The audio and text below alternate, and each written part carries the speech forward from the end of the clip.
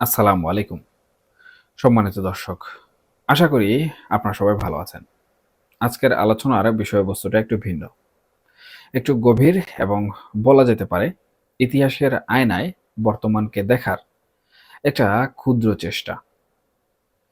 আমরা গত কয়েক মাস ধরে বাংলাদেশের রাজনীতিতে যে জোট দেখলাম, যে পালাবদল দেখলাম, তা আমাদের অনেকের কল্পনারও বাইরে ছিল। কিন্তু আজকের আলোচনার কেন্দ্রবিন্দুতে আছেন এমন একজন ব্যক্তি, সাবেক প্রধানমন্ত্রী শেখ হাসিনা। তাকে নিয়ে এখন চায়ের কাপ থেকে শুরু করে আন্তর্জাতিক গণমাধ্যম সব জায়গায় একটাই প্রশ্ন, তিনি কি ফিরে আসবেন, নাকি তার অধ্যায় এখানেই শেষ হয়ে গেল? আজকে আমি আপনাদের সামনে কোনো গুজব বা শোনা কথা বলতে আসিনি। আমি ইতিহাসের কিছু নির্মম সত্য এবং আন্তর্জাতিক গণমাধ্যম, বিশেষ করে বিবিসির একটি সাম্প্রতিক বিশ্লেষণকে সামনে রেখে কিছু সমীকরণ মেলানোর চেষ্টা করব। এই সমীকরণগুলো মিললে হয়তো আপনারা এক নতুন ভাবনার খোরাক পাবেন। শেখ হাসিনার ফিরে আসা, এমনকি নোবেল পুরস্কার পাওয়ার মতো অবিশ্বাস্য কোনো ঘটনা ভবিষ্যতে ঘটতে পারে কিনা, ইতিহাসের পাতা কি বলে, সেটাই আজকে আমরা ব্যবচ্ছেদ করার চেষ্টা করব। আলোচনার শুরুতেই মানুষের ভাগ্য বা নিয়তি নিয়ে একটু কথা বলা দরকার। আপনারা জানেন, মানুষের জীবন আসলে চারটি অদৃশ্য সুতো দ্বারা বাঁধা থাকে। প্রথমটি হলো জন্ম। আপনি কোথায়, কোন পরিবারে জন্মেছেন, সেটাই আপনার জীবনের অনেক কিছু ঠিক করে দেয়। ধরুন, সৌদি আরবের রাজ পরিবারে যার জন্ম হয়েছে, তার ভাগ্য আর আপনার আমার ভাগ্য কোনোদিন এক হবে না। আপনি যত চেষ্টাই করেন, যত মেধার অধিকারী হন না কেন, আপনি কি চাইলেই ব্রিটিশ রাজ পরিবারের সদস্য হতে পারবেন? পারবেন না। নিয়তি আপনাকে কোনোভাবেই কিন্তু সেই সুযোগ দেয়নি। দ্বিতীয় বিষয়টি হলো ভৌগোলিক অবস্থান। আপনার জন্ম যদি ইউরোপ বা আমেরিকায় হতো, তবে আপনার চিন্তাধারা একরকম হতো।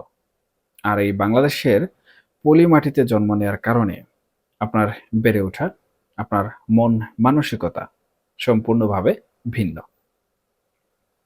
একটা মজার উদাহরণ দেই। সিনেমার পর্দায় আমরা জেমস বন্ডকে দেখি। এখন সেই জেমস বন্ডকে যদি আপনি পুরান ঢাকার অলি-গলিতে ছেড়ে দেন, তবে আসলে কি হবে? ১ ঘন্টা সেখানে থাকলে হয়তো পুরান ঢাকার বিরিয়ানি আর গরম সহ্য করতে না পেরে জেমস বন্ডের অবস্থা খারাপ হয়ে যাবে। অর্থাৎ ভূগোল বা পরিবেশ এখানে একটা বিশাল ফ্যাক্টর হিসাবে কাজ করছে। তৃতীয় বিষয়টি হলো সময় এবং সুযোগ। সঠিক সময়ে সঠিক সিদ্ধান্ত নিতে না পারলে বড় বড় রাজত্বের পতন ঘটে। এখানে শেখ হাসিনার কথাই ধরে নেওয়া যেতে পারে। ২০০৯ সালে বা ২০১২ সালে তিনি যা করতে পেরেছেন, ২০২৪ বা ২০২৫ সালে এসে কি সেই একই কাজ করা সম্ভব ছিল?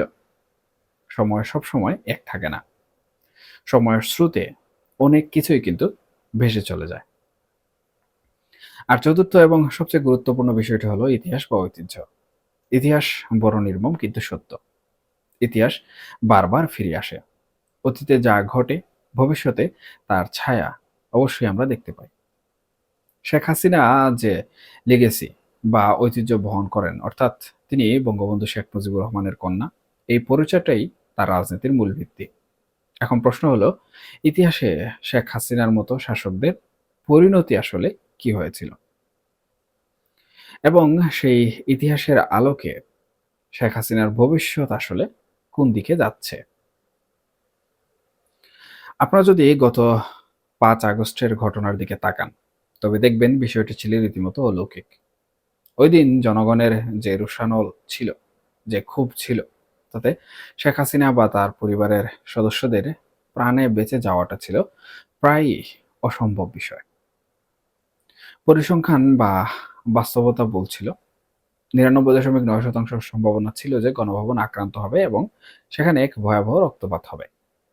অনেকে তো ধরেই নিয়েছিলেন যে শেখ পরিবারের কেউ আর জীবিত থাকবে না। কিন্তু বাস্তবে আসলে কি ঘটল? শেখ হাসিনা হেলিকপ্টারে করে দেশ ছাড়লেন। তার বোন শেখ রেহানাও সাথে ছিলেন। এই যে দেশ ছাড়ার মুহূর্তটা, এটা নিয়ে অনেক বিশ্লেষণ হচ্ছে। হেলিকপ্টারটি যখন উড়ল, তখন আকাশপথে অনেক কিছুই ঘটতে পারত। যান্ত্রিক ত্রুটি হতে পারত, আবহাওয়া খারাপ হতে পারত, কিংবা এই উত্তাল সময়ে সেনাবাহিনীর ভেতর থেকে বা অন্য কোনো পক্ষ থেকে বাধা আসতে পারত। কিন্তু কিছুই হয়নি। তিনি নিরাপদে ভারতে পৌঁছালেন। এমনকি তার ঘনিষ্ঠ সহযোগী সালমান এফ রহমান বা আনিসুল হকের মতো ব্যক্তিরা, যারা পরে ধরা পড়েছিলেন, তারাও কিন্তু এই মুহূর্তের গণপিটুনি থেকে বেঁচে গিয়েছিলেন। আওয়ামী লীগের নেতাকর্মী এবং সমর্থকদের একটা বড় অংশ এখন বিশ্বাস করতে শুরু করেছে যে এই বেঁচে যাওয়াটা সাধারণ কোনো ঘটনা নয়। তারা মনে করছেন আল্লাহ হয়তো শেখ হাসিনাকে বাঁচিয়ে রেখেছেন কোনো একটি বিশেষ উদ্দেশ্যে। যদি তার মৃত্যু লেখা থাকতো, তবে 5 আগস্টেই তা হতে পারত।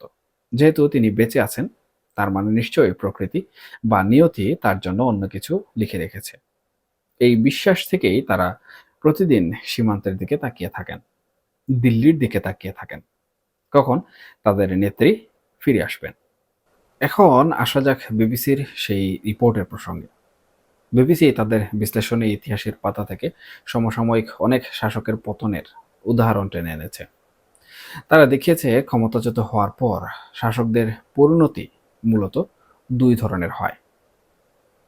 একদল শাসক আছেন যারা পালাতে পারেননি বা পালানোর সময় ধরা পড়েছেন। তাদের পরিণতি হয়েছে অত্যন্ত ভয়াবহ। যেমন ধরুন ইতালির এক নায়ক বেনিটো মুসোলিনির কথা। দ্বিতীয় বিশ্বযুদ্ধের শেষ দিকে তিনি পালাতে চেয়েছিলেন, কিন্তু পারেননি। ধরা পড়ার পর তাকে এবং তার সঙ্গীদের জনরোষের শিকার হতে হয়। তাদের লাশ উল্টো করে সেই সময় ঝুলিয়ে রাখা হয়েছিল। রোমানিয়ার শাসক নিকোলাই চশেস্কু এবং তার স্ত্রী এলেনার কথাও আমরা জানি। তারাও হেলিকপ্টারে করে পালাতে চেয়েছিলেন, কিন্তু মাঝপথে তাদের হেলিকপ্টার নামিয়ে দেওয়া হয় এবং সেনাবাহিনীর হাতে সেই সময় তারা ধরা পড়ে।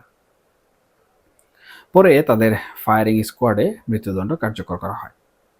সাদ্দাম হোসেনের কথা ভাবুন, গাদ্দাফির কথা ভাবুন, তারা কেউ কিন্তু পালাতে পারেননি এবং তাদের শেষ পরিণতি ছিল মৃত্যু।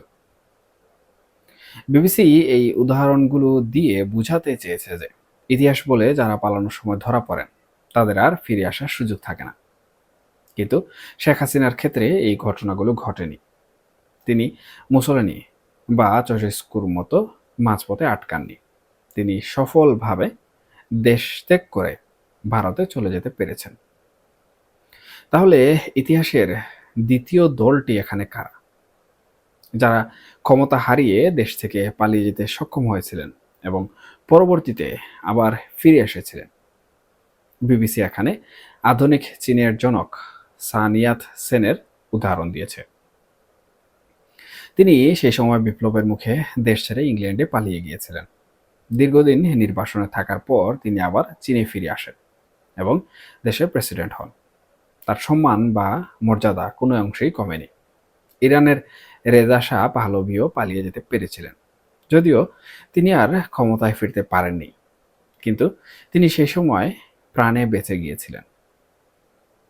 সবচেয়ে প্রাসঙ্গিক উদাহরণ হতে পারে ফিলিস্তিনের অবিসাংবাদিক নেতা ইয়াসির আরাফাত। একটা সময় ছিল যখন ইয়াসির আরাফাতের বিরুদ্ধে মৃত্যুদণ্ড পরোয়ানা ছিল। তাকে হন্যে হয়ে খোঁজা হচ্ছিল। তিনি দেশ ছেড়ে পালাতে বাধ্য হয়েছিলেন। কিন্তু ইতিহাস কি বলে? এই ইয়াসির আরাফাতই পরবর্তীতে বীরের বেশে ফিরে এসেছিলেন। তিনি ফিলিস্তিনের প্রেসিডেন্ট হয়েছিলেন এবং বিশ্ব শান্তিতে অবদানের জন্য নোবেল পুরস্কারও কিন্তু পেয়েছিলেন। এখন প্রশ্ন হলো, শেখ হাসিনার পরিণতি কি সাদ্দাম বা গাদ্দাফির মতো হবে, নাকি সান ইয়াত সেন বা ইয়াসির আরাফাতের মতো হবে? তিনি যেহেতু প্রথম ধাপটি পার করেছেন, অর্থাৎ সফলভাবে দেশ ত্যাগ করতে পেরেছেন এবং প্রাণে বেঁচে গেছেন, তাই তার সমর্থকরা এবং অনেক বিশ্লেষক মনে করছেন তিনি হয়তো দ্বিতীয় ক্যাটাগরিতে পড়বেন। অর্থাৎ তার ফিরে আসার একটি সম্ভাবনা ইতিহাস কোনোভাবেই কিন্তু নাকচ করে দিচ্ছে না। বিবিসি রিপোর্টে খুব কৌশলে এই ইঙ্গিতটি দেওয়া হয়েছে যে যারা একবার মৃত্যুর মুখ থেকে ফিরে যান এবং নির্বাসনে থাকেন তাদের ঘিরে রাজনীতিতে নতুন মেরুকরণ তৈরি হয়। শেখ হাসিনার বর্তমান অবস্থান ভারতে। তার বন্ধু এখানে কারা? ভারতের প্রধানমন্ত্রী নরেন্দ্র মোদী, রাশিয়ার প্রেসিডেন্ট পুতিন কিংবা ভুটানের রাজপরিবার, যাদের সাথে শেখ পরিবারের দীর্ঘদিনের সম্পর্ক। এই আন্তর্জাতিক যোগাযোগ এবং তার পারিবারিক ঐতিহ্য বা লিগেসি সব মিলিয়ে একটা নতুন সমীকরণ তৈরি হতে পারে। ইয়াসির আরাফাত যেমন মৃত্যুদণ্ড মাথায় নিয়ে পালিয়ে গিয়েও পরে নোবেল বিজয়ী প্রেসিডেন্ট হয়েছিলেন, শেখ হাসিনার ভাগ্যেও কি তেমন কোনো নাটকীয় পরিবর্তন অপেক্ষা করছে? এটা শুনতে এখন হয়তো অনেকের কাছে অবিশ্বাস্য মনে হতে পারে। আপনারা হয়তো ভাবছেন, এত প্রাণহানি, এত ক্ষোভের পর এটা কিভাবে সম্ভব? কিন্তু রাজনীতিতে অসম্ভব বলে কিছু নেই। ইতিহাস সাক্ষী, সময়ের ব্যবধানে খলনায়ক নায়ক হয়, আবার নায়ক খলনায়ক হয়। তবে এখানে একটা বিষয় খুব পরিষ্কারভাবে মনে রাখতে হবে।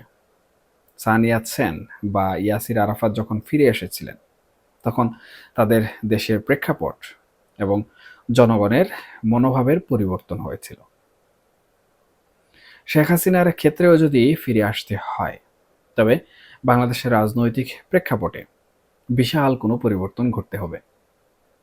বর্তমান জনরোষ বা ক্ষোভের যে আগুন জ্বলছে তা প্রশমিত না হওয়া পর্যন্ত বা নতুন কোনো রাজনৈতিক সমীকরণ তৈরি না হওয়া পর্যন্ত এই ফিরে আসাটা কোনোভাবেই সহজ হবে না। কিন্তু যারা অলৌকিকতায় বিশ্বাস করেন, যারা মনে করেন ৫ আগস্টের বেঁচে যাওয়াটা আল্লাহর বিশেষ ইশারায় ছিল, তারা কোনোভাবেই আশা ছাড়ছেন না। তারা ভাবছেন যেভাবে তিনি মৃত্যুর মুখ থেকে ফিরেছেন সেভাবেই হয়তো একদিন রাজনীতির মঞ্চে ফিরবেন। হতে পারে সেটা খুব শীঘ্রই, অথবা হতে পারে অনেক বছর পর। আমার ব্যক্তিগত পর্যবেক্ষণ হলো, রাজনীতি আসলে একটা দাবার বোর্ডের মতো। এখানে কখন কোন চাল কে দেবে তা আগে থেকে বলা মুশকিল। শেখ হাসিনা এখন দিল্লিতে আছেন, সেখানে বসে তিনি বা তার মিত্ররা কি পরিকল্পনা করছেন তা কিন্তু আমরা কেউ জানি না। তবে বিবিসি বা আন্তর্জাতিক গণমাধ্যম তাকে এখনো মাইনাস বা একেবারে মুছে ফেলা শুরু করেনি, বরং তারা তাকে একজন গুরুত্বপূর্ণ প্লেয়ার হিসেবে বিবেচনা করছেন, যার পরবর্তী মুভমেন্ট বা পদক্ষেপ পুরো দক্ষিণ এশিয়ার রাজনীতিতে প্রভাব ফেলতে পারে। পরিশেষে একটা কথা বলতে চাই, আমরা সাধারণ মানুষ অনেক সময় আবেগের বশবর্তী হয়ে তাৎক্ষণিক মন্তব্য করি, কিন্তু ইতিহাসের গতিপথ সবসময় সোজা লাইনে চলে না। এখনকার মতো এ পর্যন্তই। সবাই ভালো থাকুন, সুস্থ থাকুন এবং অবশ্যই নিরাপদে থাকবেন। আল্লাহ।